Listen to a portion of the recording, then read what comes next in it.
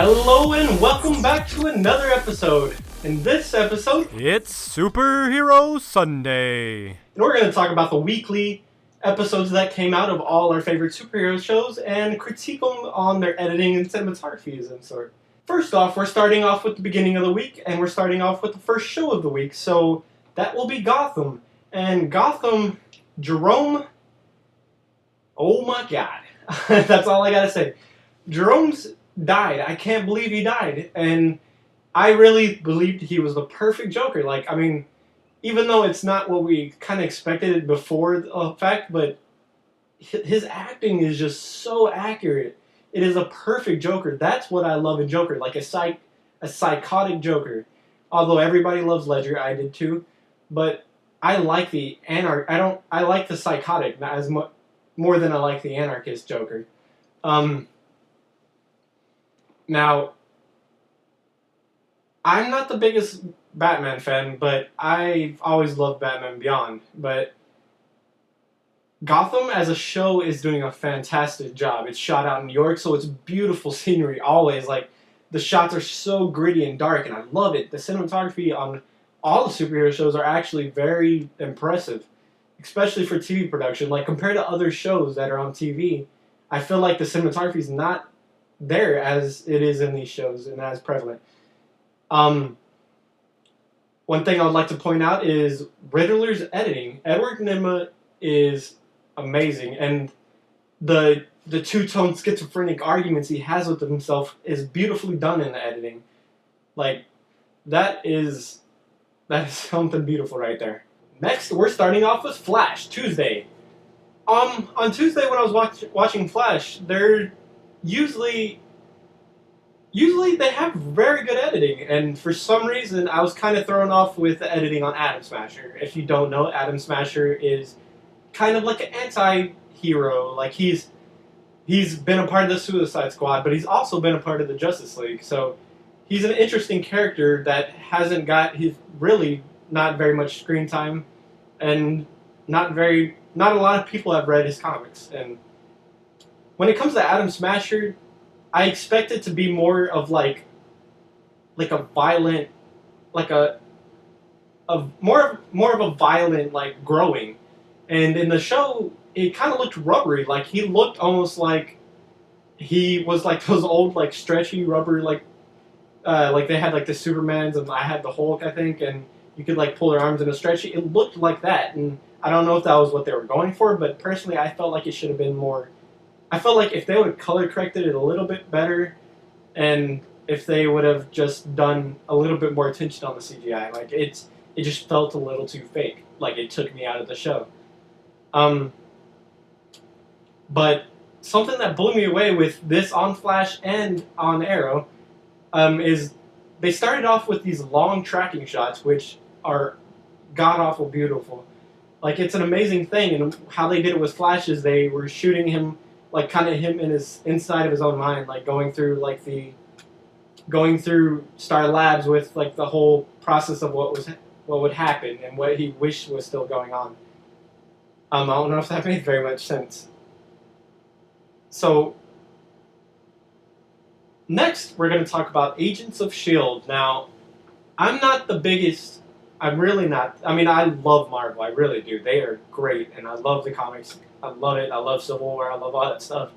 But I'm not I more strive to DC. I've always been like that.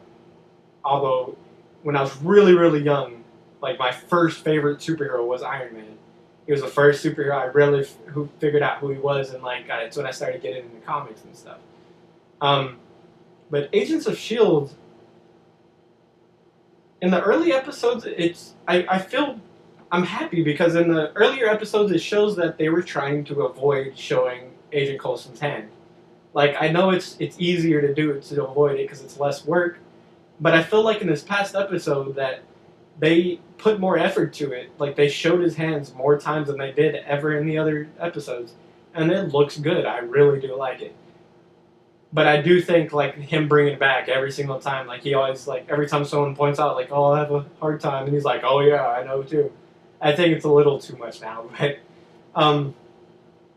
something that I'm going to point out that I'm kind of disappointed with Agents of S.H.I.E.L.D. because they've always done really good with this is their art direction. Now, the whole entire episode is beautifully done with art direction. Like, the castle I think looks amazing. Like, whoever made that set, or I don't know if it was a set or if it was actual location, but it was beautiful, whatever it was. But the way they made Gemma look when he found her, it looked like she went through a huge, like, bird's nest. Like, in the previous episodes, her hair was not like that. She did not look like that, and I felt like they could have done a little bit, like, cut back a little bit on that.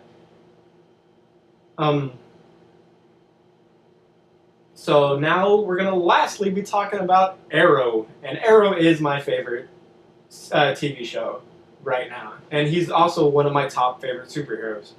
My top favorite superheroes list goes like from Spawn, basically anybody who's green. Like even when it goes into Marvel, like my favorite in order is like Spawn, Green Lantern, Green Arrow, Hulk, and like that. Like basically, I don't know why I strive towards them, but and it's not even because of the color green, I guess. But I think it's just those. And I'm wearing green. Oh God, But those are my favorite superheroes. So Arrow, top notch. They always do an amazing job. But honestly, last season wasn't their best, and it was good, but it wasn't their best. So I'm glad to see that they brought it for this season. This season, the cinematography is done so beautiful. Like the tracking shots that they did with Flash 2, they did on Arrow, but I think they did better. Like the cinematography's always been a little bit better on Arrow, in my personal opinion. One thing I have to talk about is he finally is Green Arrow. We are all excited to see that. Like if you follow the show and follow the behind the scenes of the show, we all knew he was becoming the Green Arrow. Like this past summer, we knew it was coming with a new change of suit with how they were talking on Twitter, but just to finally hear Oliver Queen say, "I'm the Green Arrow," oh my God, it was amazing. So I think that's gonna be my weekly. That's gonna be it for this episode. Next episode is gonna be on Wednesday, which we're gonna talk more about. I think my top 5, top 10 cinematography, and I would like to ask you what's your favorite. And that's for films are going to be next week, and I think the week after that maybe it'll be television production. And probably next Sunday, if I can, I'm going to try to get one of my close friends, Brad Foster, on here. He has a podcast. He talks about comics, card games, TV shows, like whatever he wants, and it's called Late Night Ramblings with Brad. And you can find it on Podbean and iTunes. So, but hopefully he's kind of like my opposite. Like he's the Marvel, I'm the DC. Although we both intertwine with both. It's fun to talk to him because we both have our own opinions. And he's a great person to talk to. So hopefully next week I can have him on here. So I think that's going to be it. If you like the episode, please leave a like, comment, tell me something you want to see, or if you have a question, maybe on Wednesday, if you have a question about cinematography or editing, I could help out. I would love to. Like I said in the first episode, if you haven't seen, go check it out. But I think that's going to be it for Superhero Sunday. My name is Ryan, or Mr. Barbeza, and we'll see you next time.